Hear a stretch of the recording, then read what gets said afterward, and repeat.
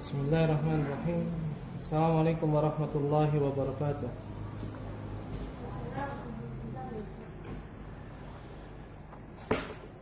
Alhamdulillah nahmaduhu wa nasta'inuhu wa nastaghfiruh wa na'udzu billahi min shururi anfusina wa min sayyiati a'malina. Man yahdihillahu fala mudilla lahu wa man yudlil fala hadiya lahu. وأشهد أن لا إله إلا الله وحده لا شريك له وأشهد أن محمدا عبده ورسوله. اللهم صل وسلم وبارك على نبينا محمد وعلى آله وصحبه ومن اتبعهم بإحسان إلى يوم الدين. أما بعد. Asatidzah rahimani wa rahimakumullah, kita lanjutkan belajar kita membaca dari kitab Mulia dengan Manhaj Salaf. Kita sampai di nama-nama lain dari salaf atau salafiyah di halaman 33 bab 2. Perlu kita ketahui bahwasanya dahulu orang-orang yang mengikuti atau beriman kepada Allah, kepada Rasulullah Muhammad SAW, tidaklah memiliki banyak nama. Nama mereka adalah muslimin, mukminin, dan muhajirin serta ansor. Mulai muncul nama-nama tatkala ada penyimpangan di kalangan kaum muslimin. Dan di sini beliau menyebutkan nama-nama lain dari kaum muslimin atau orang yang mengikuti kaum muslimin yang pertama, yaitu para sahabat radhiyallahu ta'ala anhum. Yang pertama, di sini disebutkan ada sekitar 9. Kita harus tahu bahwasanya nama-nama ini adalah nama-nama yang syar'i, nama-nama yang sebagian besarnya diambil dari nas Al-Quran dan Sunnah Nabi SAW. Kemudian nama yang lain itu adalah nama yang disematkan oleh para ulama dan tidak ada yang mengingkarinya. Misalnya yang pertama adalah Al-Jamaah. Al-Jamaah. Nama lain dari orang-orang yang mengikuti para sahabat atau salafun shalih adalah Jamaah. Itu berdasarkan sabda Nabi SAW tentang hadis iftiraqul ummah, hadis perpecahan umat. Jadi Nabi SAW pernah bersabda, ala inna man qablakum min ahlil kitab iftaraqu ala sintaini wa sab'ina millah. Ketahuilah bahwasanya orang-orang sebelum kalian dari kalangan ahli kitab telah berpecah belah menjadi 72 golongan. Wa inna hadhil millata sataftariqu ala 73. Sedangkan sungguh umat Islam ini akan berpecah belah menjadi 73 golongan. Sintan wa sab'una finnar, 72 golongan diancam dengan neraka, wa wahidatun fil jannah, dan satu golongan di dalam surga. Wa hiyal jamaah, yaitu satu itu bernama jamaah. Sini Nabi SAW memberikan nama Al-Jamaah. Jadi siapa saja yang mengikuti Nabi SAW, para sahabat radhiyallahu ta'ala anhum, meskipun orang itu sendirian, maka tetap dinamakan Al-Jamaah. Yang kedua, Jamaatul Muslimin, jamaahnya kaum muslimin, berdasarkan hadis panjang dari Hudzaifah bin Yaman radhiyallahu anhu. Hadis dalam Kitabul Fitan. Bahwasanya di dalam hadis itu Nabi SAW ditanya oleh Hudzaifah tentang nikmat Allah Subhanahu wa taala dengan diutuskannya Nabi SAW kepada para sahabat. Kemudian ditanya apakah setelah itu ada kebaikan, keburukan. Maka beliau mengatakan ada keburukan. Apakah setelah keburukan itu ada kebaikan? Ada. Tapi ada hal-hal yang disebutkan sangat panjang dan insya Allah kita nanti akan sampai di hadis tersebut. Nah, di akhir hadis itu Rasulullah SAW memberikan wasiat kepada Hudzaifah untuk talzamu jama'atal muslimina wa imamahum. Saat terjadinya fitnah di akhir zaman itu, hendaknya engkau berpegang teguh kepada jamaah kaum muslimin dan pemimpin mereka. Maka Hudzaifah bertanya, fa in lam takun lahum jama'atun wala imam, bagaimana seandainya kalau mereka, yaitu kaum muslimin, tidak memiliki jamaah, tidak memiliki pemimpin, terpecah belah? Maka kata Nabi SAW, fa'tazil tikal firqa kullaha, maka tinggalkanlah semua kelompok tersebut. Walau anta abda ala asli syajaratin hatta yudrikakal maut wa anta ala dhalik. Jauhilah semua kelompok tersebut meskipun kau harus menggigit akar pohon hingga kematian mendapati kamu dalam keadaan seperti itu.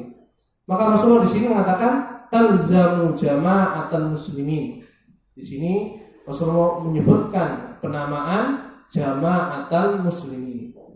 Jadi mirip dengan al-jamaah yang pertama. Ini di sini cuma mudhaf kepada kaum muslimin. Ibnu Abil Is Al-Hanafi, pensyarah terbaik Aqidah Thahawiyah, mengatakan al-jamaah adalah jamaah kaum muslimin. Mereka adalah para sahabat dan orang-orang yang mengikuti para sahabat dengan baik sampai dibangkitkannya hari kiamat. Kemudian yang ketiga, nama lain dari salaf atau salafiyah adalah al-firqatun najiyah. Ini golongan yang selamat. Diambil dari hadis iftiraqul ummah. Nabi sallallahu alaihi wasallam mengatakan, kulluhum finnar illa millatan wahidah. Semua golongan, yakni 72 golongan itu diancam oleh Allah masuk dalam neraka, dan Allah menyelamatkan satu golongan saja, yaitu Rasulullah SAW menyebutkan ma'ana alaihi wa ashabi. Yani satu itu adalah yang aku dan para sahabatku berada di golongan tersebut, di jamaah tersebut. Jadi di sini Rasulullah menyebutkan ma'ana alaihi wa ashabi, tafsir dari kata al-jamaah. Nah, tafsir ini para ulama menyebutkan di antara 73 itu yang binasa, yang selamat cuma satu. Sedangkan kalau kita terjemahkan dalam bahasa Arab, golongan itu firqah, yang selamat namanya najiyah, sehingga dinamakan al-firqatun najiyah. Ini penamaan yang disebutkan oleh para ulama, dan tidak ada perselisihan akan diterimanya penamaan al-firqatun najiyah. Imam Al-Ajuri berkata dalam kitab Asy-Syariah beliau bahwasanya Nabi SAW pernah ditanya siapakah yang selamat itu, kemudian beliau menjawab, yang aku dan para sahabatku berjalan di atasnya, yang berada di golongan tersebut. Dan ada riwayat yang lain beliau mengatakan sawadul a'zam, kelompok yang besar. Ya, kelompok yang besar yang dimaksud adalah para sahabat dengan Nabi SAW. Karena pada saat itu kelompok yang besar hanya kelompoknya Nabi dan para sahabatnya. Orang-orang yang tersesat di zaman Nabi orangnya 1-2 orang saja. Semisal Dzul Khuwaisirah, yang nanti kita akan bahas siapakah Dzul Khuwaisirah itu. Dari kalangan orang-orang Khawarij yang memprotes keadilannya Nabi Muhammad SAW. Kemudian dalam riwayat lain juga mengatakan satu di dalam surga, yaitu al-jamaah. Jadi saling melengkapi, saling menafsirkan. Wallahu ta'ala alam. Kemudian yang keempat, at-Thaifatul Mansurah. Ini juga penamaan dari hadis Nabi SAW. Tatkala beliau berkata, "Idza fasada ahlus Syam fala khaira fikum." Apabila penduduk negeri Syam sudah rusak, maka tidak ada kebaikan bagi kalian. La tazalu ta'ifatun min ummati mansurina la yadurruhum man khadalahum hatta taqum as-sa'ah. Akan senantiasa ada sekelompok dari umatku yang ditolong oleh Allah. Jadi umat ini banyak, besar, kemudian ada sekelompok saja yang senantiasa Allah tolong. Tidak akan membahayakan mereka orang-orang yang tidak menolong mereka atau mencaci maki mereka, ya, sampai Allah bangkitkan hari kiamat. Ini sebelumnya, jadi ketika Allah meniupkan angin yang berhembus untuk mencabut nyawa-nyawa orang-orang yang beriman, meskipun hanya sangat kecil di hati mereka. Kemudian nama lain ini seperti salaf, ahlul hadis, ahlul asar. Ini semua adalah penamaan yang disebutkan oleh para ulama. Semisal salaf, ya, kita sudah bahas tatkala kita membaca definisi salaf dan penyebutan para ulama tentang siapakah salaf yang mereka maksud. Ahlul hadis ini disebutkan oleh para ulama. Ahlul asar juga semisal itu. Kemudian ahlus sunnah wal jamaah, ini gabungan dari ahlul sunnah dan al jamaah dari hadis Nabi SAW. Dan orang yang pertama mengucapkan ahlus sunnah wal jamaah wallahu ta'ala alam adalah Abdullah ibnu Abbas radhiyallahu anhuma. Kemudian yang kesembilan al-ghuraba, sebenarnya dalam hadis Abu Hurairah, badal Islamu ghoriban fasayaudu ghoriban kama bada.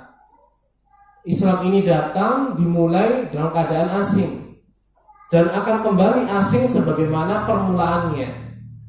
Fatuba lil ghuraba, maka beruntunglah orang-orang yang terasing dengan agama Islam ini.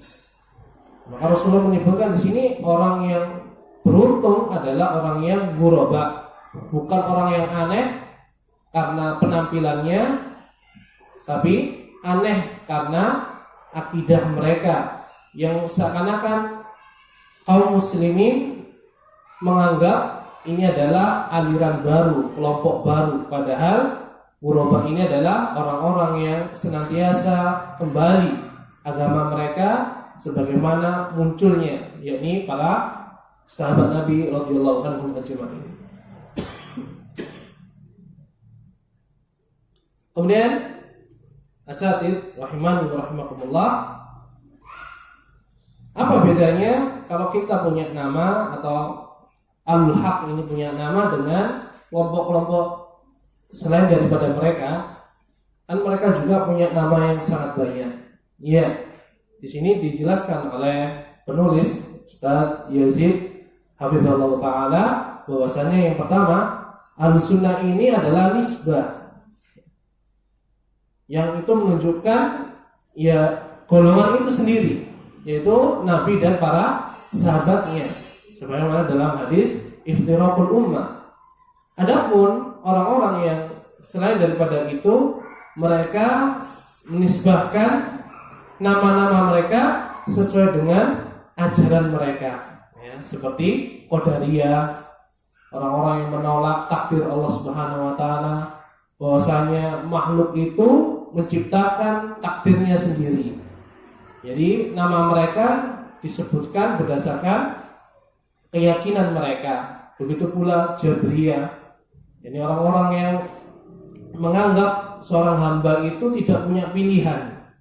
Dia terkungkung oleh takdir Allah Subhanahu wa taala, sehingga berbuat baik ataupun maksiat semuanya Allah takdirkan. Hamba bagaikan kapas yang tertiup angin, ya, kemanapun angin itu berembus, dia akan mengikutinya tanpa bisa melawannya. Adapun Ahlus Sunnah sekali lagi adalah nama yang syar'i. Kemudian yang kedua disebutkan oleh beliau bahwasanya nama-nama tersebut yang mencakup Islam itu sendiri, mewakili Nabi dan para sahabatnya ridwanullah alaihim ajma'in. Dan dibuktikan dengan dari penamaan mereka, diambil dari hadis-hadis Nabi Shallallahu Alaihi Wasallam. Kemudian yang ketiga, bahwasanya gelar-gelar tersebut sahih, ya, telah tetap dan disebutkan juga oleh para ulama di kitab-kitab akidah mereka, di kitab-kitab hadis mereka. Adapun para pengekor atau pengikut hawa nafsu dari kalangan al-bid'ah dan ahwa, mereka memberikan nama-nama untuk mereka sendiri berdasarkan, ya, tadi selain ajarannya, juga tokoh-tokoh mereka. Ya, tokoh-tokoh mereka. Contohnya Jahmiyah. Diambil dari orang yang menyebarkan akidah mereka, yakni Jaham bin Safwan. Ya. Kemudian yang lainnya sangat banyak sekali. Asy'ariyah, yakni Abul Hasan Al-Asy'ari sebelum beliau bertobat, dan banyak sekali nama-nama orang-orang atau golongan yang menisbahkan penamaan mereka kepada pendiri mazhab akidah mereka atau pendiri manhaj mereka. Kemudian yang keempat,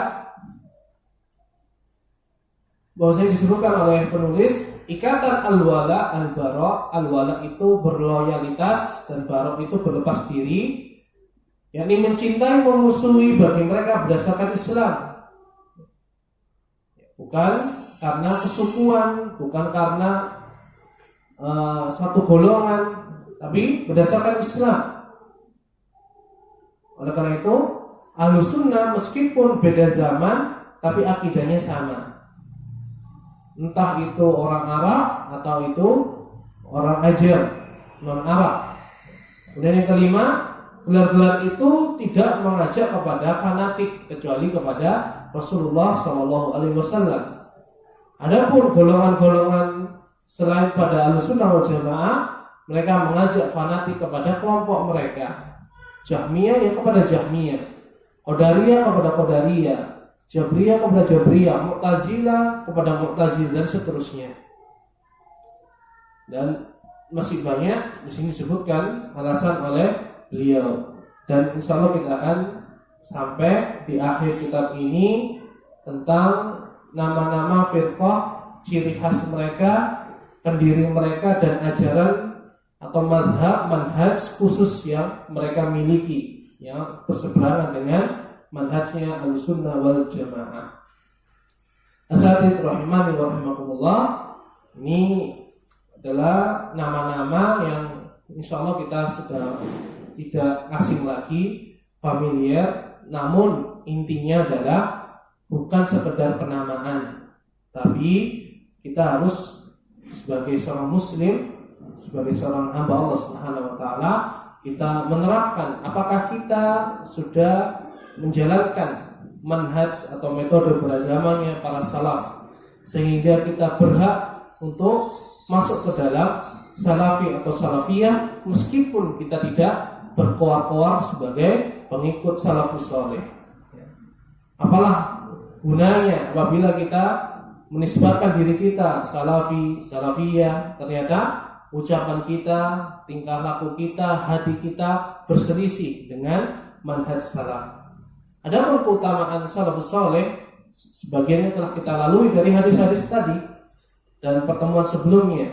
Dan di sini beliau khususkan pembahasannya karena sahabat ini atau salafus saleh ini memiliki keistimewaan yang tidak dimiliki oleh umat-umat yang terdahulu ataupun setelah mereka. Misalnya, di sini beliau mengatakan tentang siapa yang bisa dikatakan sebagai sahabat. Siapa yang bisa dikatakan sebagai sahabat, sehingga kita tahu siapakah di antara orang-orang kaum muslimin yang dikatakan sebagai sahabat dan siapakah yang bukan. Di sini disebutkan beberapa ucapan para ulama, intinya adalah perkataannya Ibnu Hajar Al-Asqalani rahimahullah. Orang yang pernah bertemu Nabi, bertemu, tidak hanya melihat, karena sebagai sahabat ada yang buta, semisal Abdullah ibnu Ummi Maktum radhiyallahu anhu. Beliau tidak bisa melihat, tapi ulama sepakat dia adalah dari kalangan sahabat. Jadi sahabat adalah sekali lagi orang yang bertemu Nabi SAW, kemudian beriman kepada beliau dan mati di atas agama Islam, meskipun mereka pernah murtad, pernah keluar dari Islam. Dan nanti ada beberapa kisah, ada beberapa sahabat yang murtad tatkala Nabi SAW wafat. Bahkan ada yang mengaku sebagai nabi palsu, semisal Tulaiha. Ya, Tulaiha itu dirinya nabi. Kemudian diperangi oleh Abu Bakar, melarikan diri ke Syam, dan diam-diam dia bertobat kepada Allah Subhanahu wa taala. Bahkan dia ikut berjihad bersama Abu Bakar, Umar radhiyallahu anhum ajma'in, dan beliau wafat dalam keadaan berjihad. Jadi, apakah Tulaiha termasuk sahabat? Jawabnya iya. Meskipun keislamannya itu diucapkan untuk kedua kalinya setelah Rasulullah Shallallahu Alaihi Wasallam wafat. Kemudian adapun keutamaan di sini sangat banyak disebutkan ayat-ayat dan hadis-hadis. Kita baca sebagiannya, semisal dalam surat Al-Baqarah ayat 143 Allah berfirman tentang sahabat.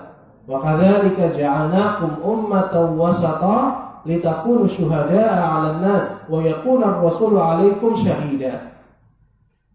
Dan demikian kami telah menjadikan kamu, yaitu umat Islam, umat yang pertengahan, yang adil, tidak condong kepada blok kiri atau blok kanan, agar kamu menjadi saksi atas perbuatan manusia, dan agar Rasul Shallallahu Alaihi Wasallam menjadi saksi atas perbuatan kalian. Di sini meskipun Allah Subhanahu Wa Taala menyebutkan ja'alnakum, kum antum di sini adalah umum, tapi secara khusus ayat ini khitabnya adalah para sahabat. Karena ayat ini turun saat itu hanya sahabat Muhajirin dan Ansar yang beriman kepada Allah dan Rasulnya Shallallahu Alaihi Wasallam. Maka apabila kita ingin menjadi umat yang pertengahan, tidak berlebihan dan tidak menyepelekan, maka ikutilah para sahabat yang telah diberikan rekomendasi oleh Allah Subhanahu wa taala. Dan ini disebutkan juga oleh Imam Al-Khatib Al-Baghdadi di halaman 43, bisa dibaca bahwasanya siapapun dari kalangan kaum muslimin itu masuk dalam ayat ini secara umum, dan secara khusus adalah para sahabat. Wallahu ta'ala alam. Mungkin ini dulu yang dapat kami sampaikan.